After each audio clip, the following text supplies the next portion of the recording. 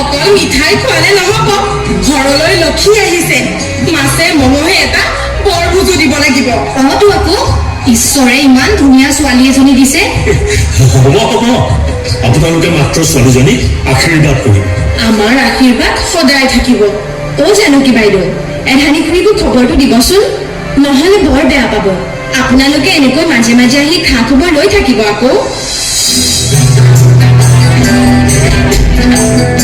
অ জবা আৰু মনিকা দেখোন। অ খুৰী, কি খবৰ? ভালনে? ভালেই দিয়া। অভিনন্দন দাদা, এতিয়া পাৰ্টি খুৱাতহেচোন। চাহ মিঠাই এয়া চলিয়ে আছে, তোমালোকেও চাহ মিঠাই খাই যাব লাগিব। আৰু সেই ভাল দিন বাৰ এটা চাই ৰাইজক সেই চাউলৰ কথাও খুৱাম বুলি ভাবিছো। অ দাদা, বৰ ভাল কথা, আমি নিশ্চয় আহিম সেইদিনা। কি কথা কৈছা? তোমালোক নাহিলে কেনেকৈ হ'ব? অ আহিম আহিম। পিছে মাইনাজনীৰ জন্মৰ পাছত ল'ব লগা যত্নৰ কথা আপোনালোকে নাপাহৰিব কিন্তু। মই মাইনাজনীৰ নাম অন্তৰ্ভুক্ত কৰাৰ লগতে আধাৰ কাৰ্ডৰো ব্যৱস্থা কৰিম। আৰু হেৰি নহয় দাদা, তাইৰ নামত গাঁৱৰ পোষ্ট অফিচত সুকন্যা সমৃদ্ধি যোজনাৰ অধীনত এখন পাছবুকো খুলি দিব লাগিব। তাৰে তাইৰ শিক্ষা দীক্ষাৰ ক্ষেত্ৰত সহায় হ'ব। এৰা জবা, আমাৰ মৌচুমী গৰ্ভৱতী হোৱা বুলি গম পাবৰ দিন ধৰি তুমি যিখিনি উপদেশ দি আহিছা আৰু সহযোগিতা কৰিছা, তাৰ বাবে তোমাক কেনেকৈ ধন্যবাদ দিম মই ভাবি পোৱা নাই। মাইনাৰ নামত গাঁৱৰ পোষ্ট অফিচত তোমাৰ পৰামৰ্শ মতেই মই এখন পাছবুক খুলি দিম। জবা, মনিকা বাইদেউ, আপোনালোকৰ বহুমূলীয়া উপদেশৰ বাবে মাইনাজনী আৰু মই দুয়ো সুস্থ হবলৈ আছো।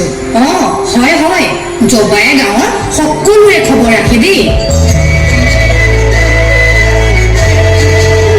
জানকী বাইদেউ, মই নবোৱাৰী হৈ অহাৰ দিন চাই পাৰ হোৱাৰ পৰাই জবাই প্ৰায়ে মোৰ স্বাস্থ্যৰ খবৰ লয়।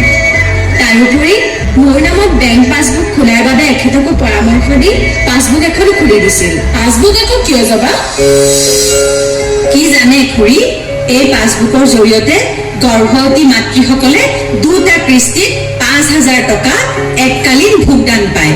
পিছে আইনগতভাৱে বৈধ বয়সত বিয়া হোৱা দম্পতীয়েহে প্ৰথম সন্তানৰ বাবে এই প্ৰধানমন্ত্ৰী মাতৃ বন্দনা যোজনাৰ আঁচনিৰ দ্বাৰা উপকৃত হ'ব। এই ধন পুষ্টিকৰ আহাৰ খাবৰ বাবেহে দিয়া হয়।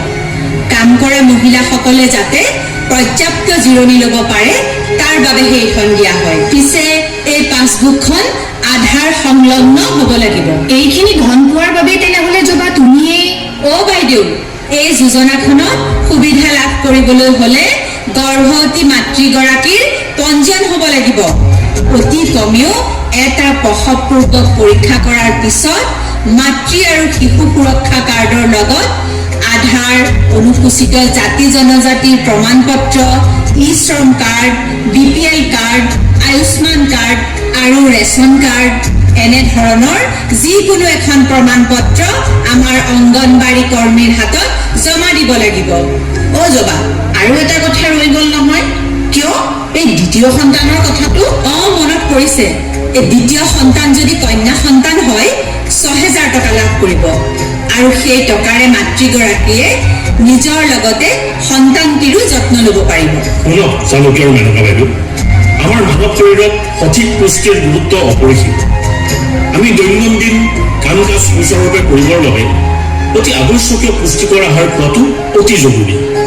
এই ক্ষেত্ৰত আমি সকলো অভিভাৱক তথা ৰাইজ সজাগ হোৱাটো অতি দৰকাৰ। শিশুৰ শ্ৰীবৃদ্ধিৰ ক্ষেত্ৰত পুষ্টিকৰ আহাৰৰ গুৰুত্ব আটাইতকৈ বেছি। দাদাই ঠিক কথা কৈছে।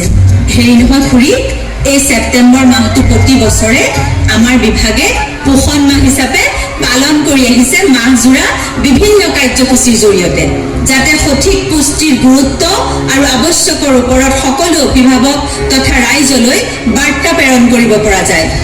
হয়তো আকৌ ভাল খাদ্য নাখালেচোন। অ আৰু এটা কথা কিন্তু মৌচুমী বাইদেউ, মাইনাজনী আপুনি বুকুৰ উমত ৰাখিব, লগতে আগতে কোৱাৰ দৰে গাখীৰ খুৱাই থাকিব।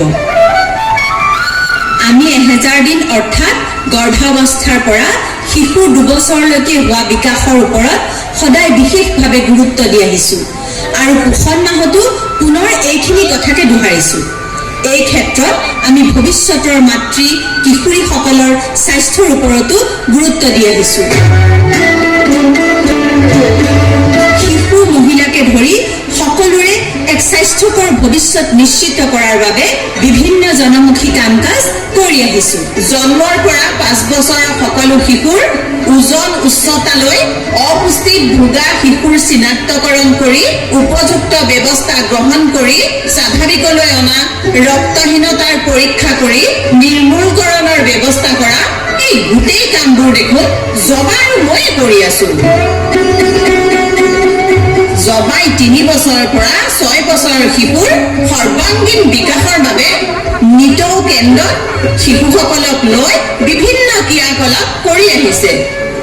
হয় হয়, তোমালোকে আমাৰ গাঁৱৰ শিশু আৰু মহিলাৰ স্বাস্থ্যৰ ক্ষেত্ৰত যিখিনি কৰিছা তাৰ কিন্তু শলাগ ল'বই লাগিব। দাদা, আমাৰ মহিলা আৰু শিশু বিকাশ বিভাগৰ লগতে স্বাস্থ্য বিভাগ, পঞ্চায়ত, কৃষি, শিক্ষাকে ধৰি বহুকেইটা বিভাগৰ জৰিয়তেও এই পোষণ অভিযানক সফল ৰূপায়ণ কৰিবলৈ বিভিন্ন কাৰ্যসূচীসমূহ ৰূপায়ণৰ লগতে সজাগতামূলক বাৰ্তাও প্ৰচাৰ কৰা হয়। এই ক্ষেত্ৰত ৰাইজৰ সহযোগিতা একান্ত প্ৰয়োজন। নিশ্চয়। আজি সঁচাকৈ মোৰ বৰ আনন্দ লাগিছে। আমাৰ বিভাগৰ সেৱাসমূহ প্ৰদানৰ ক্ষেত্ৰত আপোনালোকৰ দৰে সদাশয় ব্যক্তিৰ অংশগ্ৰহণ আৰু সহযোগিতাই চৰকাৰে গ্ৰহণ কৰা আঁচনিসমূহৰ সফল ৰূপায়ণত বলিষ্ঠ ভূমিকা পালন কৰিব। শেষত আজি মই যিখিনি কথা ক'লো আপোনালোক আটায়ে আন 10জনকো অৱগত কৰক। আমি সকলোৱে মিলি এক স্বাস্থ্যকৰ ভৱিষ্যত নিশ্চিত কৰাৰ বাবে সংকল্পবদ্ধ।